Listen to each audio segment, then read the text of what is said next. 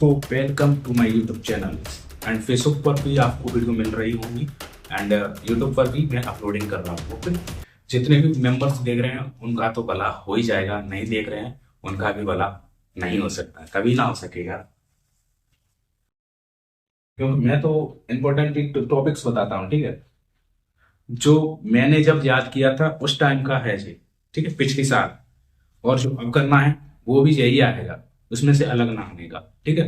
हिंदी का पेपर कभी भी देखना, अलग कभी नहीं आता, उसी में से आता है, क्योंकि सिलेबस बढ़ता ही नहीं ना घटता है उसमें, ज्यादातर घट जाता है पर बढ़ता ज्यादा नहीं है, क्योंकि अब जनरेशन अलग हो चुकी है, इसलिए कह रहा हूँ।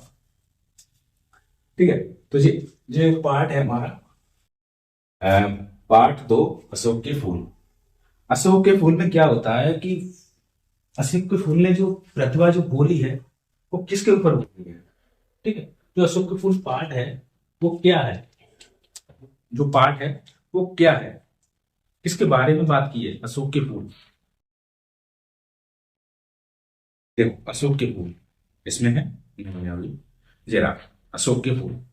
तो पहले मैं बात चलाएंगे जो व्याख्या, व्याख्या होती है मोस्ट इंपोर्टेंट, और जो पार्ट होता है वो आपको लर्निंग करने की कोई भी जरूरत नहीं होती है, क्योंकि आप ज्यादातर जितना भी लर्निंग करोगे तो याद नहीं होगा, व्याख्या कभी भी करोगे तो भी याद ना होगी तुम्हें।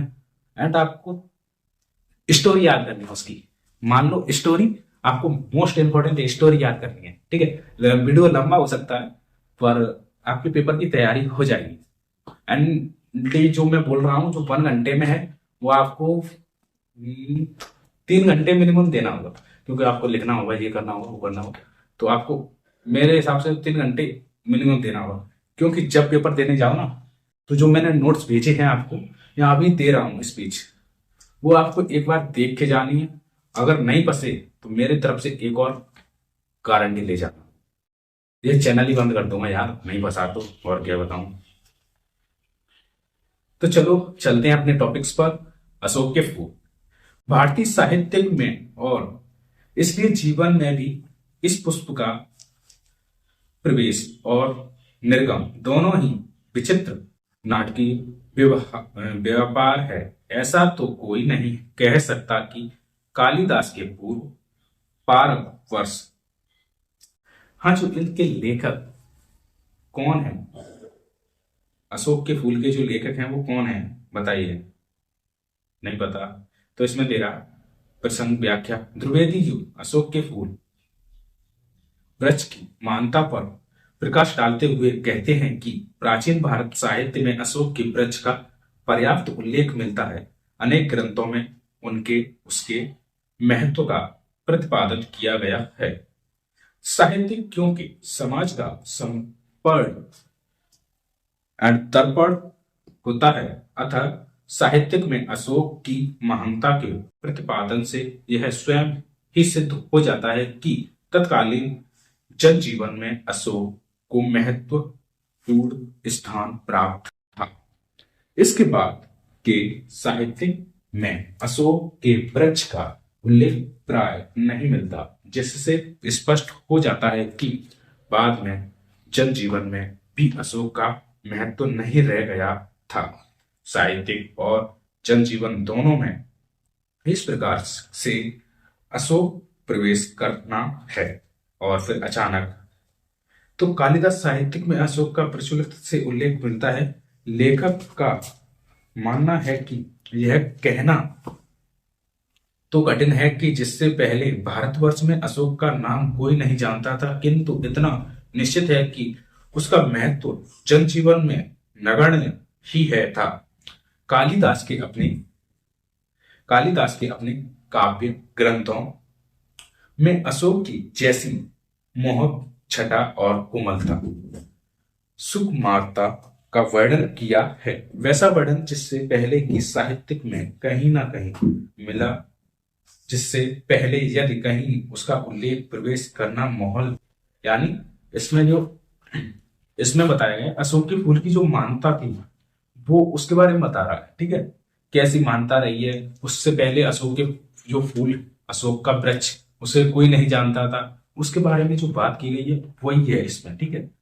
द्विवेदी युग बताते हैं कि संस्कृत में कबीरदास कालिदास साहित्यिक वर्णन करते हुए तत्कालीन समाज में संपादित स्थान दिलाया।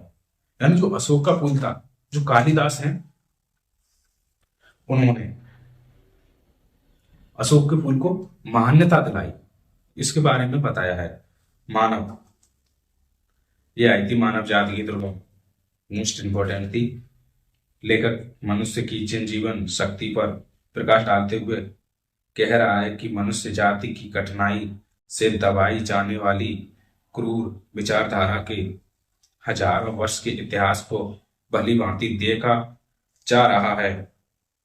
मनुष्य के जीने की इच्छा बड़ी महानता ही है। यही कारण है कि मनुष्य स्वयं के जीवन के लिए कोई भी अनैतिक और क्रूर कार्य करने से नहीं चूकता है, ये बताया गया है।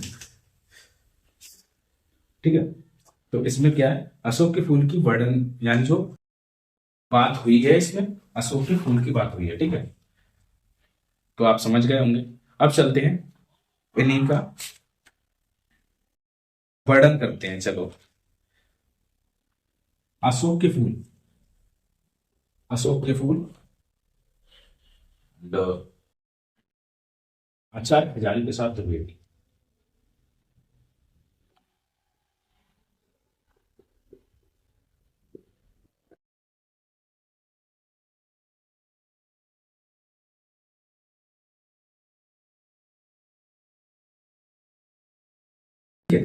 आचार्य हजारी प्रसाद द्विवेदी।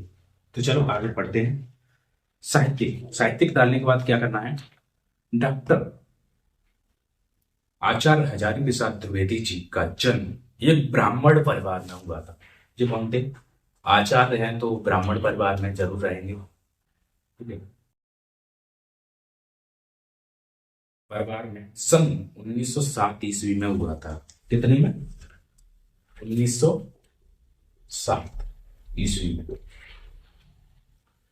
और इससे पहले थे वो कितने में हुए थे, 1904।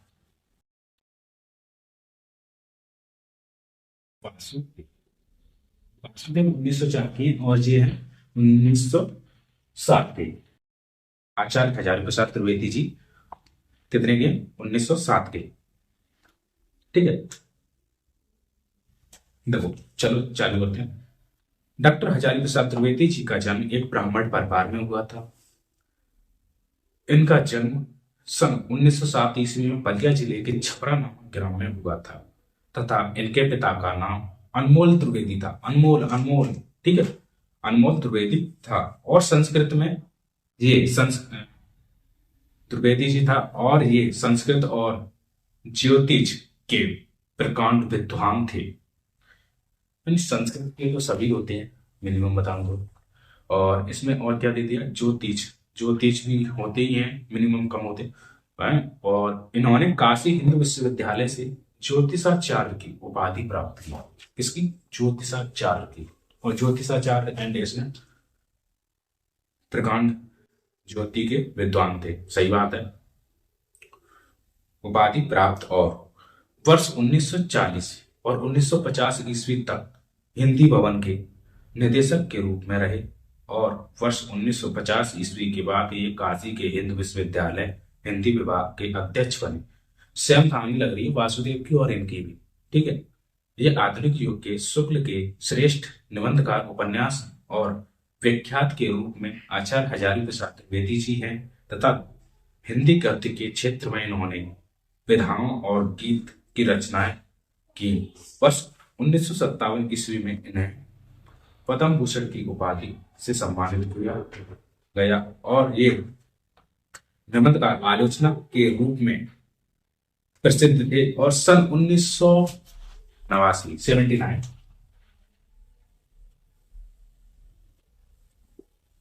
1979, ठीक है, 1979 में इनका निधन हो गया था। ठीक है, तो ये भारत माँ के लाल इस धरती से विदा हो गए। कुछ इस प्रकार से आपको अपनी चढ़ा चढ़ा के, जितनी भी, जैसे किसी से बात करते हो चढ़ा बढ़ा के बढ़ाते रहो जितना बढ़ा सको, और टाइम से मिनिमम करते रहना अपना। ठीक है, अब इनकी कृतियां आ गई। कृतियां आचार्य हजारी प्रसाद द्विवेदी जी की निम्नलिखित कृतियां आप कुछ इस प्रकार है। अशोक के फूल, विचार प्रवाह, अशोक पर्व, कल्पलता, सूर्य साहित्य का इतिहास, मेरा बचपन साहित्य साहित्य, वाणवट की कथा, चारू चंद्र लेख। ठीक है।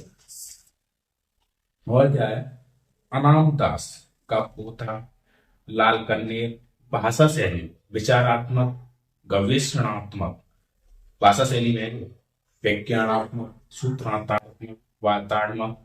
इसमें दो चार लिख देना और पीछे भी दो चार अपने संस्कृत आती है ना वैसे ही कर देना। हो गया है क्लियर। ठीक, दो पार्ट से जो मैंने गद्य से बताया था ना, उनके दो मैंने आपको ये करा दिए हैं। जो साहित्यिक परिचय है वो कराती है। कहते हैं कि साहित्यिक परिचय आता है कि जीवन परिचय आता है। आपको सिर्फ इसी टाइप से करना, एक ही प्रकार का आता है साहित्यिक है, आपको लिखना ऐसे ही होता है। दोनों दोनों ही ऐसे लिखने होते हैं, साहित्यिक परिचय डाल के और सबरा काम करना होता है। ठीक है। और मैं वीडियो भेज दूंगा, वो आप देख लेना हिंदी की जो कॉपी लिखी जाती है वो कैसे लिखी जाती है। ठीक है। तो आज का टॉपिक यहीं पर खत्म होता है एंड ऑप्स होता है। और करते रहिए हमारे साथ भी तैयारी और देखते रहिए हमारे चैनल्स पर। एंड आपको कुछ भी अगर गलत, देखो नेगेटिविटी तो मैं बता रहा हूं को आपको गलत कुछ ना कुछ तो दिखेगा। ठीक है। मैं कोई मास्टर तो नहीं हूं, ओनली बताने वाला हूं। ठीक है। ना कोई मास्टर हूं, ना कोई एजुकेशनल हूं, एंड मैं आपका प्रो हूं। आप करो काम से। ठीक है। टेंशन मूड ना रखना, काम पूरा करना।